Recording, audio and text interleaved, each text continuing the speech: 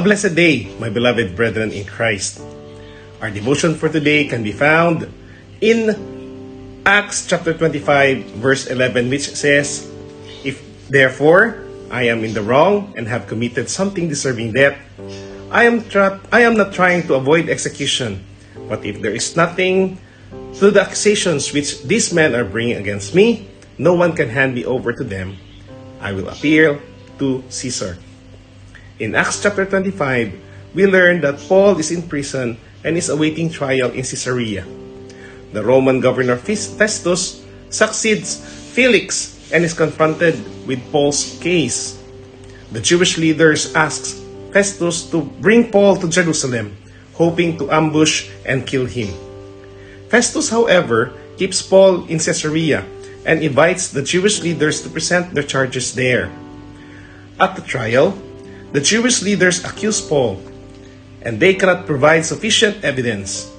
Paul defends himself, claiming he has not violated Jewish law, the temple, or Caesar's law. Festus, wanting to gain favor with the Jews, asked Paul if he is willing to go to Jerusalem to stand trial. Now, knowing the danger, Paul exercises his right as a Roman citizen to appeal to Caesar, meaning his case would be heard by the emperor in Rome. Now, Paul's decision to appeal to Caesar wasn't just a legal move, but it is a demonstration of his faith in God's providence. You see, we have learned in Acts chapter 23, verse 11, that Jesus commanded Paul to testify in Rome after testifying in Jerusalem. Paul could have feared the unknown, the prospect of an extensive trial, or even a possible death sentence. Instead, he trusted that wherever his path led, God was guiding his every step, as he is always in control. This lesson reminds us that we often find ourselves in uncertain or unseemingly impossible situations. And just like Paul, we might face opposition, injustice, or overwhelming pressure. Yet, our hope should rest in the knowledge that God is in control. He can turn trials, hindrances, and uncertainties into an opportunity for His glory to be revealed.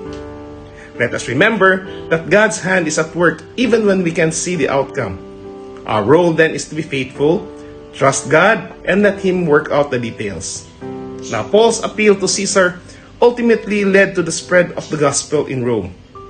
What seemed to like a setback was actually a step forward in God's larger plan.